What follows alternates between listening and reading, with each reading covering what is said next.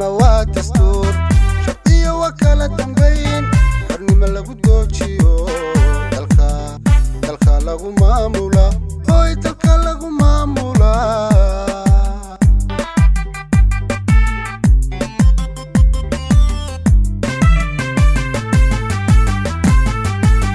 dalka lagu kala hagaa weeyaan barashadiisu dadkayga wada akhriya dastuur waa inoo muhiim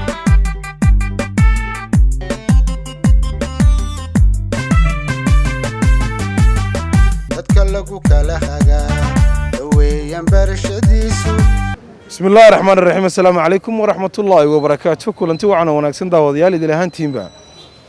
كنا سود هذا برنامج كيني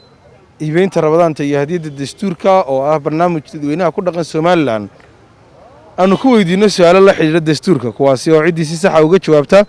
وسارد حيلك قلياش يارمها الدستور كوايا بالمرت وقت لقى الشيء أسي سو وكرر المقع قصد حم magacayga waxa la dhahaa Ali Yusuf Bakaalo degan magaalada Hargeysa gaar ahaan degmada Lixlaatan ka June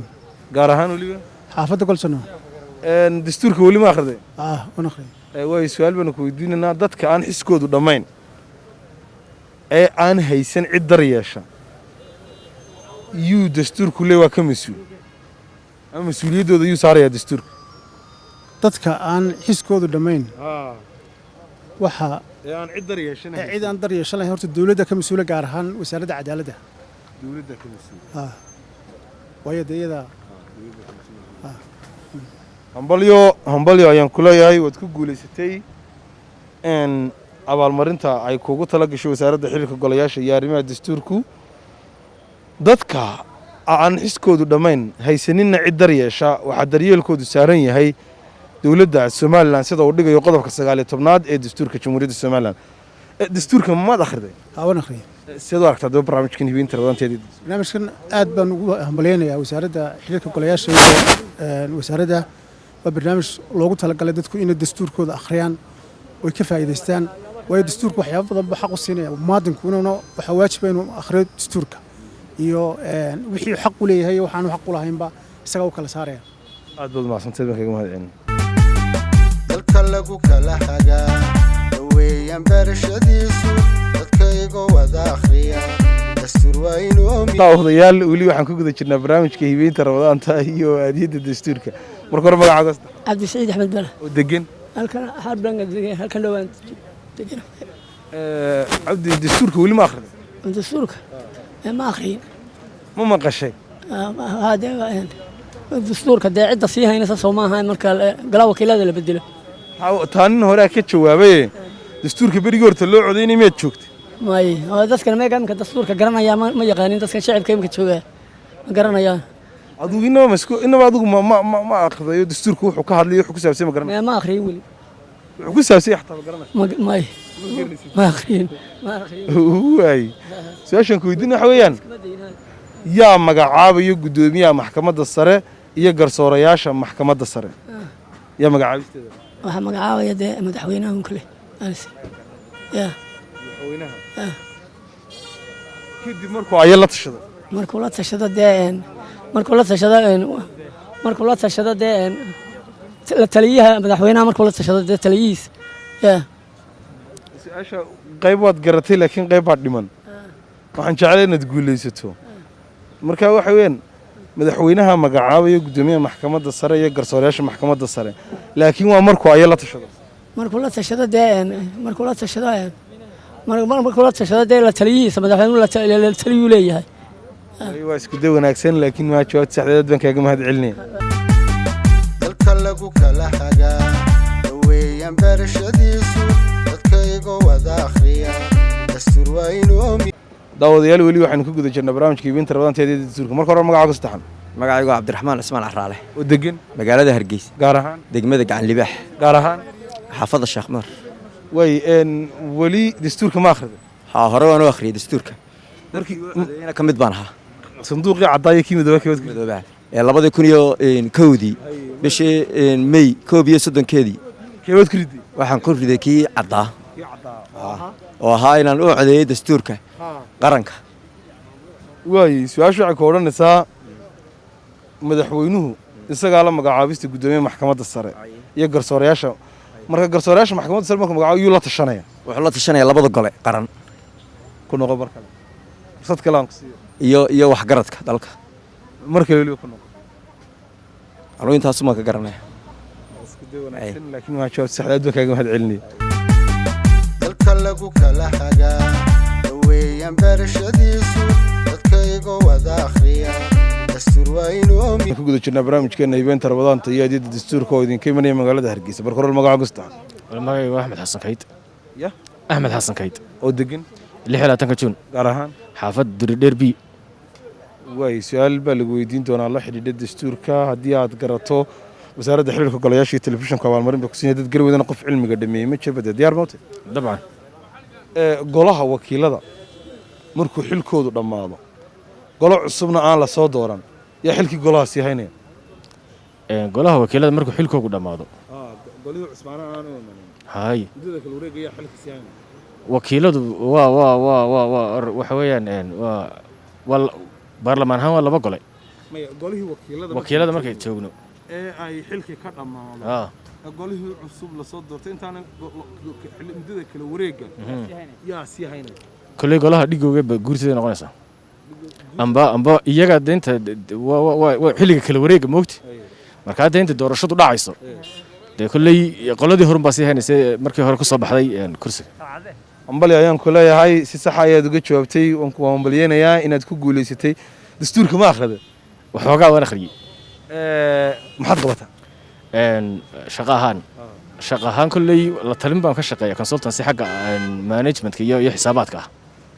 marka dastuurkana waxaa waad akhriday waan ku hambalyeynaa wasaaradda xiriirka golayaasha arrimaha dastuurka waxay ku guddoonsiinaysaa dastuurkii iyo qadar lacag ah oo ay kugu tala gashay sideed u aragtay haddaba barnaamijkan allahuma salli calaa nabiyina maxamed barnaamijku aad buu fiican yahay barnaamijku kolley qof kasta oo muwaadin oo adduunyada guudkeeda ku nool dalbuu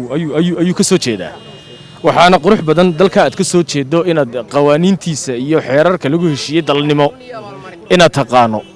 waayo waxay kugu sahlaysaa inaad taqaano xaqaaga iyo xaqa uu dalkaaga kugu leeyahay iyo waajibaadkaaga saad u gudan karto aad baad mahadsantihin dalka lagu kala hagaa weeyaan barashadiisu dadkayga wada akhriya dastuur waa inuu weli halkaad nagala socotaan waa telefishinka qaranka gaar ahaan barnaamijka hibeenta rabadaanta iyo hadiyadda dastuurka marka hore magacaago saddex magacaygu saddexaan waxaa la dhahaa maxamed siciid ismaaciil oo degan magaalada Hargeysa gaar ahaan xaafadda Cabaaye ma soo gaadhay maxamed markii dastuurka loo codeynay si fiican mad codeysay waan codeeyey assalaamu alaykum qaangaadh ma hayn may waan codeeyey waay waxaan ku weydiin doonaa markaa su'aal la xidhiidha dastuurka haddii aad ka jawaabto waxaad heli doontaa abaalmarinta wasaaradda xiriirka golayaasha iyo arrimaha dastuurka iyo telefishinka qaranka ugu talagalay dad garwadana qof ma jiro dastuurka oo dhan wada xafidsan way yartahay intuu jiro diyaar mawte su-aashaan ku weydiinayna waxa weeyaan wasiirka ama wasiir ku-xigeenka wuxuu sheegayaa dastuurka wasiirka ama wasiir ku-xigeenka in aan la xidhi karin haddii aanu kula jirin faraha dembi ciqaabtiisu gaadhayso ba sanad ta 2 sano iyo sanad iyo badh ja 2 sano xa midna waa midna waa midna waayahay hambali ayaan ku leeyahay waad ku guulaysatay abaalmarintii ay kugu talagaleen wasaaradda xiriirka golayaasha iyo arrimaha dastuurka iyo telefishinka qaranka oo ka kooban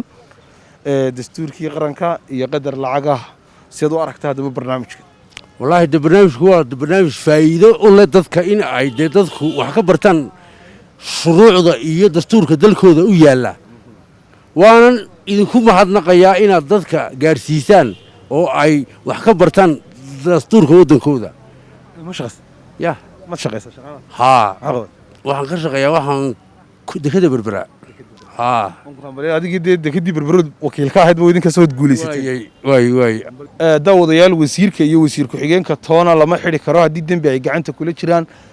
ciqaabtiisu ay ka yar tahay intaa wuxuunbaa lagu xidhi karaya haddii dembiga ay gacanta kula jiraan ciqaabtiisu ay tahay 3 sano sida uu dhigayo qodobka 49 dastuurka faqradiisa 8aad daawadayaal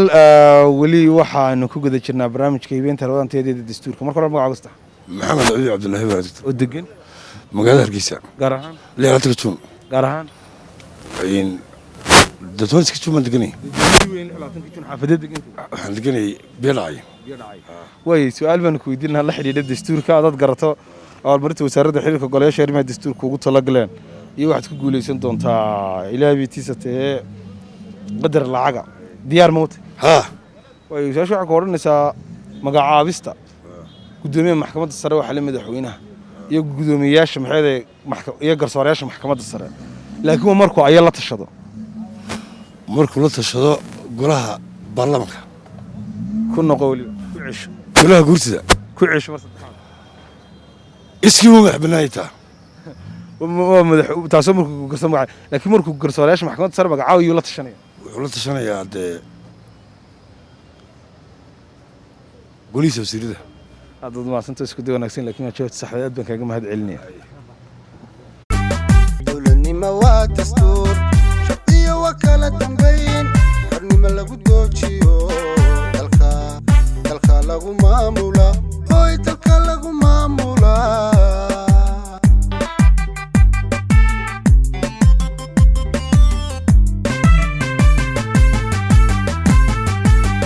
dalka lagu kala hagaa